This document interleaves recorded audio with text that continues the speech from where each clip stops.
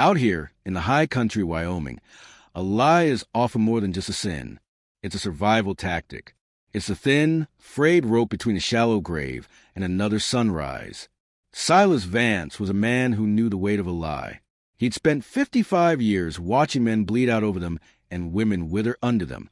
He lived alone in a cabin that smelled of cedar, old gun oil, and a silence so thick you could almost hear your own heart slowing down to match it. He didn't want company. He didn't want trouble. For a few seconds of your time, and before we continue, I need you folks to help us hit the subscribe button. It helps this story a lot, and share with us where you are reading from. If you have done that, thank you. I appreciate your love and support for this channel. Now let's begin. But trouble doesn't care what a man wants. It showed up at 3 in the morning, shivering in the mud, wrapped in a shawl that had more holes than wool. She was young, maybe 20, maybe a lifetime older in her soul. She looked at Silas with eyes that had seen the bottom of a dark well, and decided to keep digging. "I've never done this before," she whispered, her voice cracking like dry kindling. "I've never asked a stranger for a place to hide." Silas Vance looked at the blood on her hem. He looked at the way her hands shook. He knew right then she was lying. He didn't know why, and he didn't know how deep the lie went. But when he felt the bed move later that night, when he realized there was a third person breathing under that quilt, he realized that some lies aren't meant to deceive. Some lies are the only way to save a life. The storm had been brewing for 3 days. It wasn't rain. It was a cold, biting sleet that turned the Wyoming dirt into a slick, gray soup.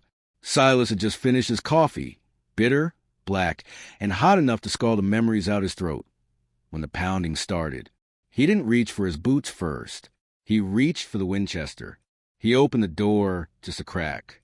The wind howled into the cabin, bringing with it the smell of wet pine and desperation. There she stood, Clara, though he wouldn't know her name for. Another hour. She was drenched. Her hair, a matted mess of dark blonde, clung to a face that was pale as a ghost in the moonlight. "Please," she said. Silas didn't move.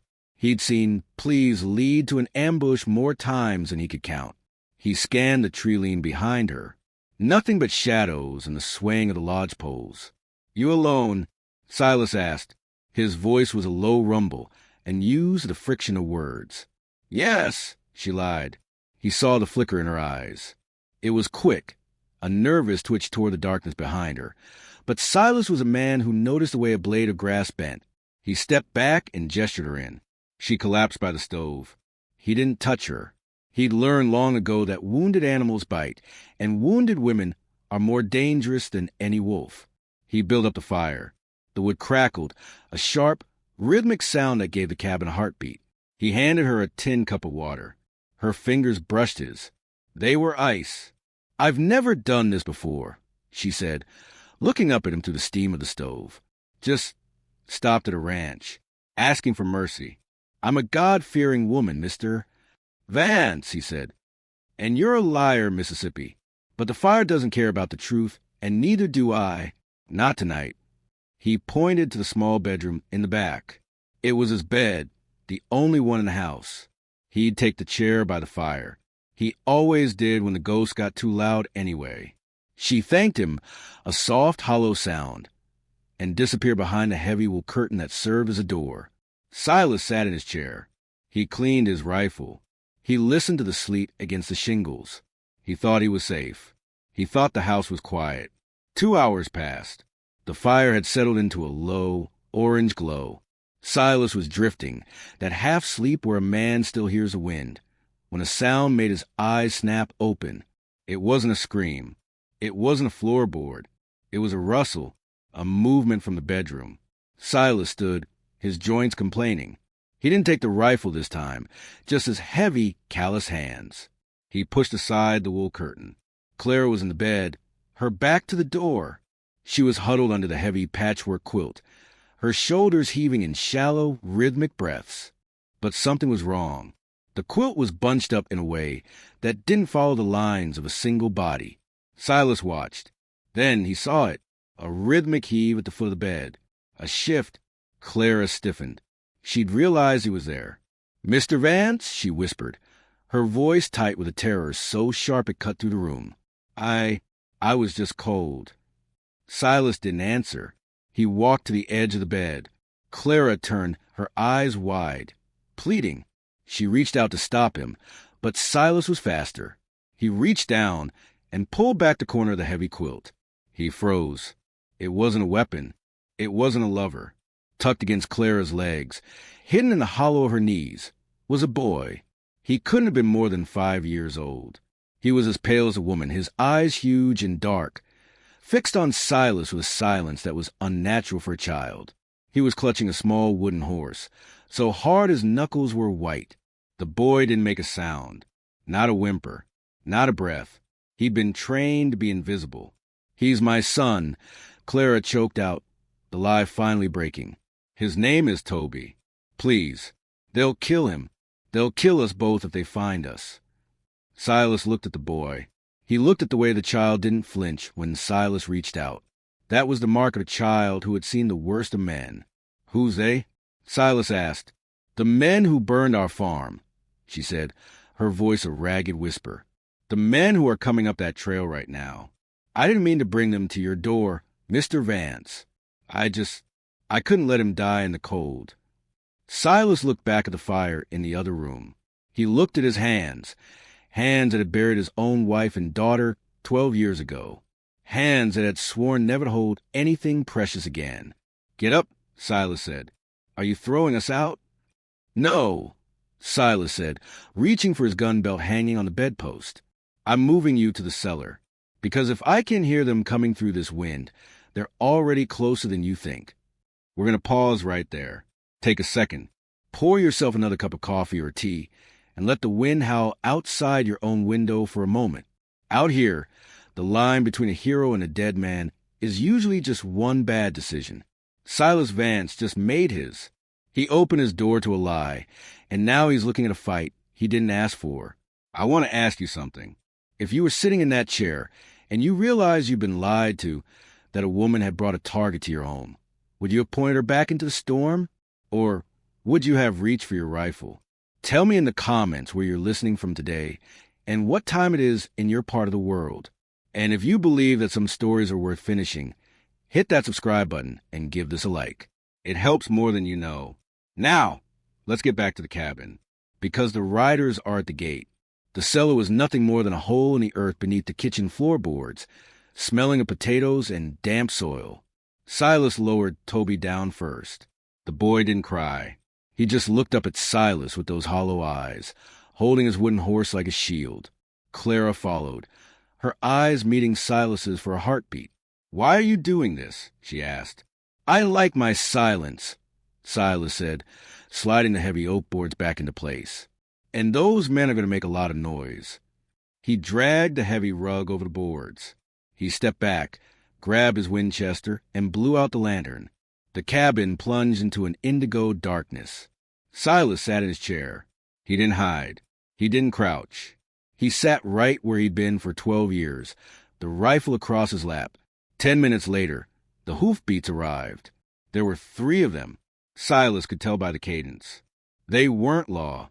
Lawmen announced themselves. These men just stopped. The silence that followed was heavier than the storm. Then a voice, high, reedy, and full of a cruel kind of cheer. "Now, Vance, I know you're in there. And I know you've got a guest. We saw the tracks. We've been following that little rabbit for 20 miles. The man's name was Elias Vane. Silas knew the type. A man who enjoyed the fear more than the finish. "You're trespassing," Silas called out. He didn't raise his voice. He didn't have to. The cabin acted like a bell. "Is that any way to talk to neighbors?" Vane laughed. "We just want the woman. And the boy, they've got something that belongs to us. A bit of paper. A deed to a valley that's far too pretty for a widow to own. She's got nothing but the clothes on her back," Silas said. "Then we'll take the clothes." Another voice growled. Deeper. Meaner. Silas heard a spur jingle on the porch. One man was coming to the door. Another was likely circling to the window. The third, Vane, would be staying back, watching.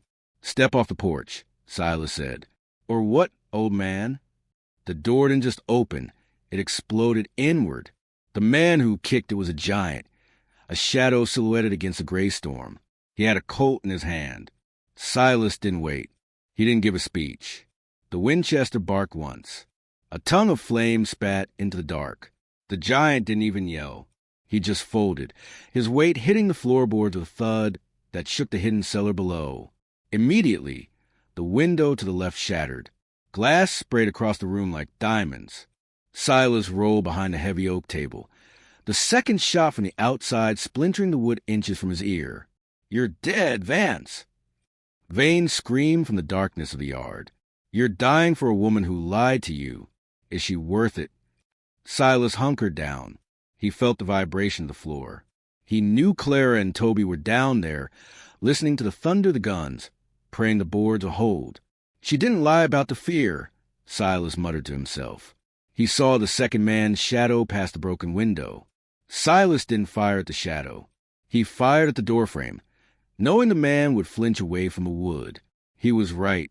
The man stumbled back into the open light of the porch. Silas's second shot caught him in the chest. The man tumbled off the porch and into the mud. Silence returned, save for the whistling wind and the heavy breathing of Silas Vance. 2 down, but Vane was the one who mattered, and Vane wasn't on the porch. "Vance!" The voice came again, but was further away, near the barn. "I've got a lantern. Vance!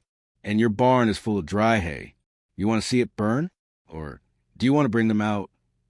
Silas looked at the rug on the floor. He knew if the barn went, the wind would carry the embers to the cabin. The cellar would become an oven. He stood up. He walked to the broken door. "I'm coming out," Silas shouted. "Leave the barn alone." Drop the rifle on the porch. Vane ordered. Silas stepped out into the biting sleet. He felt the cold settle into his bones. He dropped the Winchester. It hit the wet wood with a hollow clatter. He raised his hands. Elias Vane stepped out from behind the barn. He was a small man, dressed in a dandy's coat that was now ruined by the mud. He had a revolver leveled at Silas's head. "You're a fool, Vance," Vane said, stepping closer. His eyes were bright with a feverish kind of malice. "A man your age should know better than to play knight-errant." "I'm no knight," Silas said. He looked Vane in the eye. "I'm just a man who hates being interrupted." Vane smirked. He reached the bottom of the porch steps. He began to raise the revolver to Silas's forehead. "Where are they?" Vane asked. "Right where you can't reach them," Silas said. In that moment, Silas didn't reach for a gun. He reached for the heavy iron dinner bell that hung on the porch post. He swung it with all his might. The clang was deafening. Vane flinched, his ears ringing, his aim wavering for a fraction of a second. That was all Silas needed. He didn't pull a gun from his belt. He pulled the small, double-barreled Derringer he kept tucked into his heavy leather sleeve. 2 pops, like a string of firecrackers. Elias Vane looked down at his throat. He tried to speak, but only a wet, bubbling sound came out. He fell backward into gray slush of the yard, his eyes fixed on the cold Wyoming sky, wondering how a dinner bell had been the last thing he ever heard. The sun didn't come out the next morning. It just turned the world a lighter shade of gray. Silas pulled the boards back. Clara and Toby climbed out. They stood in the kitchen, looking at the broken door and the blood on the floor. Clara looked at Silas. She didn't thank him immediately. She couldn't. The weight of what had happened was too heavy for words. She walked the yard and looked at the 3 bodies, already being dusted by a light, fresh snow. "I lied to you," she said, her voice small. "I know," Silas said. He was sitting at the table, a needle and thread in his hand, repairing his torn sleeve. "I shouldn't have come here. I brought death to your house." Silas stopped sewing. He looked at Toby, who was sitting on the floor, finally playing with his wooden horse. The boy looked up and, for the first time, he smiled. Just a little. A flicker of light in a dark room. "Death was already here, Clara," Silas said softly. "It's been sitting in that chair with me for 12 years. All you brought was a reason to kick it out." He stood up and walked to the stove. He poured 3 cups of coffee. He put a generous amount of sugar in the smallest one. "The deed Vane wanted," Silas said. "It's in the boy's toy, isn't it?" Clara froze. She looked at the wooden horse in Toby's hand. Slowly, she nodded. My husband hid it there before they got him. Keep it hidden, Silas said. The law in town is slow, but they'll listen to me. We'll ride in tomorrow. You'll get your valley back. And you? Clara asked, what will you do? Silas looked around his quiet, scarred cabin. He looked at the empty space where his silence used to live. I think I've had enough silence, he said. Maybe I'll fix the door. Maybe I'll build a second bed. A man shouldn't have to sleep in a chair forever. Clara reached across the table and touched his hand. This time, her fingers weren't ice. Out here in the West, stories don't always have happy endings. Most of them end in the dirt, forgotten by the wind. But sometimes a lie leads you to the truth. And sometimes the truth is that no one is meant to be alone. If the story stirred something in your soul, if it reminded you that even the most broken man can still stand tall, then do us a favor. Hit that like button. It tells the world that these stories still matter. And if you want to ride with us into the next sunset, if you want to hear more tales of grit, grace, and the high country, hit that subscribe button. We've got a lot more trail to cover, and we'd be honored to have you along. Until the next time, keep your powder dry and your heart open, because you never know who might be knocking at your door in the middle of the storm. Thanks for listening.